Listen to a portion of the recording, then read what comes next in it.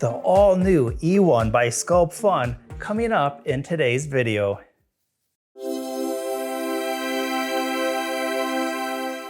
Hi everyone, welcome to the Laser channel where we learn, create, and share. My name is Greg, and this video is going to primarily be about the projects that I made on this machine. Let's get started with the E1 and what it's all about. This machine is going to come in two different versions, a standard E1 that is available with a 12 watt and 3 watt IR module. What we have on the table today is the E1 Pro fitted with a 21 watt blue laser module, and I have mine bundled with that 3 watt IR module. The machine arrives fully assembled with only fitment of the air assist pump, which is simply an air line and one plug. This is also going to be a fully enclosed machine, making it Class 1, eye-friendly, safe to work around. The work area comes in at 400 by 320 millimeters. That's going to be 15.74 by 12.59 inches in freedom units. Built-in HD camera system. The Core XY system moves the machine motors off the laser head frame and onto the main machine of the frame. There's a motor there and one in this corner. This is for a more efficient machine space and better laser head control. Included is a full honeycomb panel.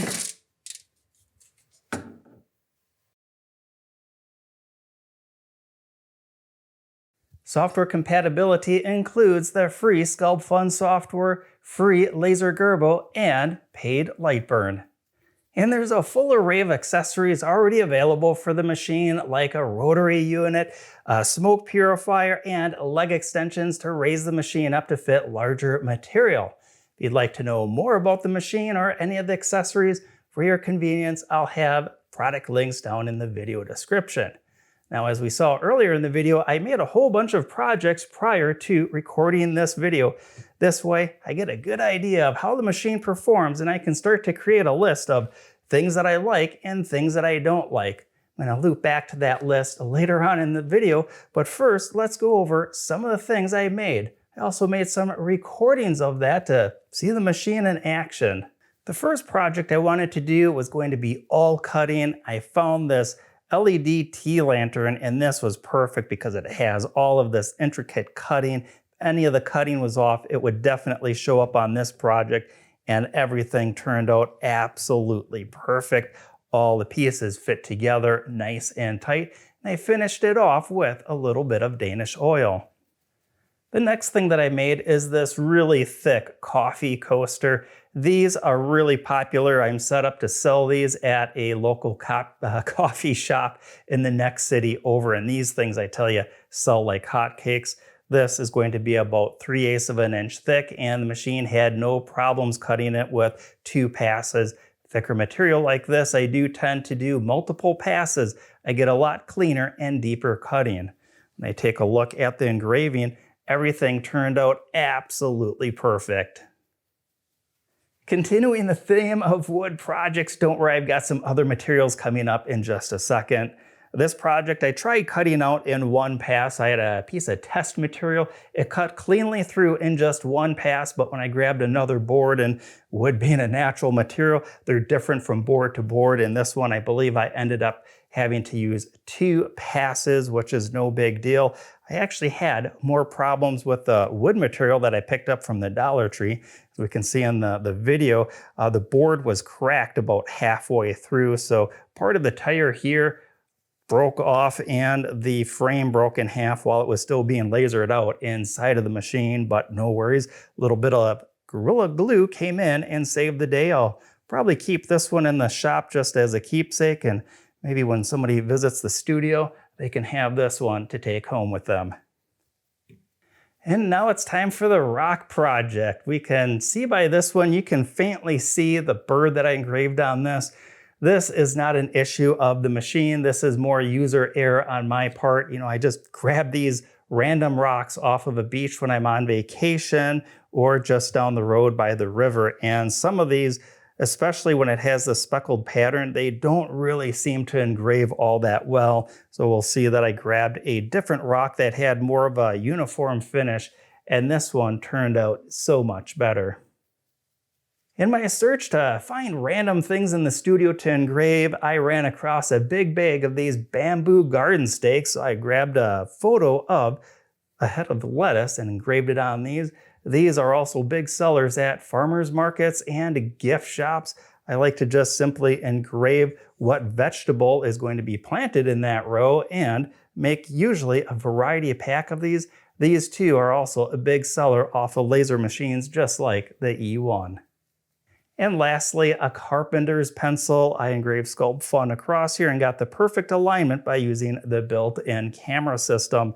These, I love making these. I've got a couple of friends that are into home improvement. That's actually their main business, and they love having their company name and contact info on one side and maybe a clever saying on the opposite side, and they simply just give these away when they're going to a home improvement or expo show. So we saw a bunch of the projects that I made off camera, and now I'm going to make a sample project on camera so that we can see just how quick and easy it is to create a project on the E1, or in my case, the E1 Pro.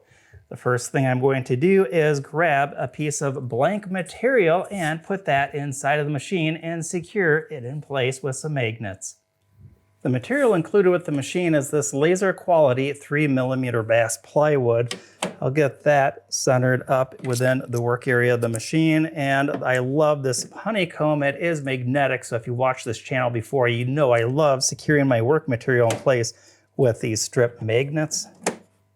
Since I'm in here, I'm going to also set the focus. On the left-hand side of the laser module is a little fold-down lever. Folds down just like that. And then on the opposite side, there's going to be 2 thumb screws. Simply loosen those up and lower the laser module until that finger on the other side touches the material.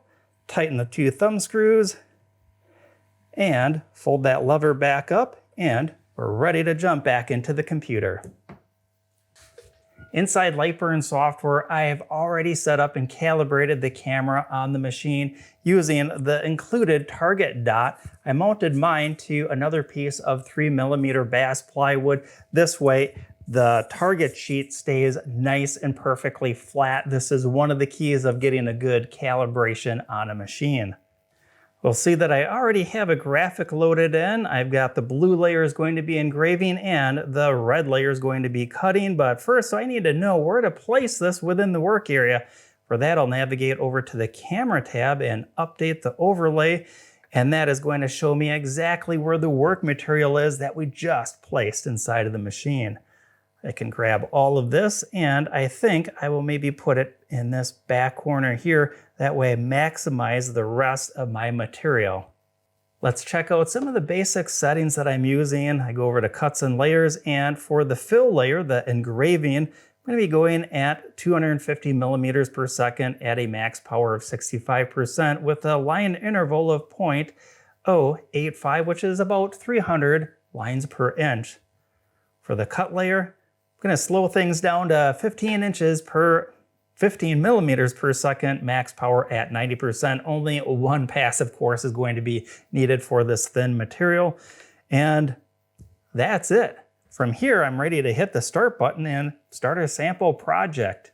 The super simple recap is I placed the material in the machine, set the focus, I found a graphic, imported it into the software, updated the camera, placed that graphic, picked out some suitable settings for the material that I'm using, and it really is just that easy. I'm ready to hit the start button, and we'll watch a little bit of this sample project being made on the E1 Pro.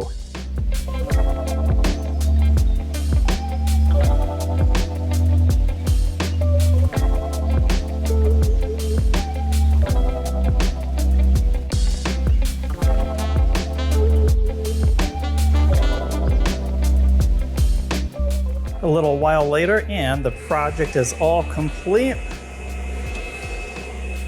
Here's the material, and here's our project. Here's all the projects that I made off of the laser machine. Overall, it's been a very fun and positive experience. All the projects turned out great, But we are near the end of the video, and I've got my list of things that I like and don't like about the machine. And I do want to leave off with a high note, so I am going to start with the things that I don't like or I think that you should be aware of. Starting out with the camera system and the Sculpfun software. At the time of the recording, when I went to go use the Sculpfun software, the functions in the software for calibrating and aligning the camera seemed like they were non-functioning. Now, maybe by the time that you're watching this video, that's been fixed, but that is why I used Lightburn software so that I could calibrate the camera, because I did want to show that during this video. As I mentioned, I was using Lightburn software for, well, all of the projects. And we're going to see in a video clip during the engraving that the laser head will stutter or pause slightly, and it only does this during the engraving. When it's cutting, it runs perfectly fine. Now, I don't know if that's something that is to do with the machine itself or with the version of Lightburn that I'm running, but it's just something to be aware of. Now, also related to Lightburn is the project estimated time tends to go over by about 50%. That means if I'm running a 10-minute project, it is actually going to take 15 minutes. Now, that's really a function of the Lightburn software, and there's a setting or an area within Lightburn where it looks at the acceleration rates and a whole bunch of reference numbers that don't affect the actual project being made. And if those numbers don't match what the machine is actually doing, these estimated times are way off. Now, the device profile that I used to connect up to the machine was supplied to me by Sculpfun, and that supplied file does have the estimated project time off by about 50%. So once I'm done with this video, I'm going to go ahead and contact them and let them know about that. It doesn't affect the quality of the project. It just affects about how much time I budget for my projects. When I first unpackaged the machine, I noticed that the air line for the air assist right here coming out of this connector and going up to the laser module, it was kinked on both ends, both coming out of this energy chain and right here. So I cut the little zip tie that was right here, and I actually pulled the air line through this energy chain to give it a little bit more slack, and that fixed the kinking on both ends of the air line. Now, when I covered those things that I don't like about the machine, I hope you don't get the impression that it's a bad machine. If it was, it wouldn't be able to make all these projects, and it would have a terrible time even within Lightburn. They're just things that I do to share my actual experience with all of you, so that if you are looking at this machine, you have a good idea of what you're looking at and if it fits your project application. And now we're on to more of a positive thing on things that I liked about the machine, starting out with it did a great job on all of today's projects. The 21-watt laser module used on all of these projects, it really does feel like a 21-watt laser module should. Now, the thing that I do like is that the line, when I'm cutting things out, it seems like it's a very thin line, much thinner than machines of the same wattage from just a couple of years ago. Oh, and then closure that keeps the laser light inside of the machine where it belongs. This is also going to keep the smoke inside of the machine so that it can be easily and quickly exhausted out the back. In my case, I'm simply exhausting it outside during the summer months. I don't mind. In the winter months, I don't want to pump the heat out of the studio, so I think that's where we'd look for that accessory, the air purifier. I like that the machine is a complete kit. There wasn't anything extra I had to buy to make any of today's projects. The honeycomb and the air assist, those are two things I think should come with every machine, and on the E1 and E1 Pro, those are standard accessories included. And lastly, this might sound overly basic, but the machine, it never locked up, it never did anything dangerous. It did everything it was supposed to on every single project that I made on and off camera. Thanks for joining me in this video. If you enjoyed it, show it some love by giving it a like or subscribing to the channel. Not only is it a great way to help this channel grow, but it's an awesome way to connect video content like this with other great viewers just like you. And if you'd like to more directly support the Laser channel, consider being a channel member. Proceeds from being a channel member go directly back into the laser channel so that I can go out and purchase more materials like you saw in today's video. Well, until we see each other again in the next video, I'm Greg from the Laser Channel, where we learn, create, and share.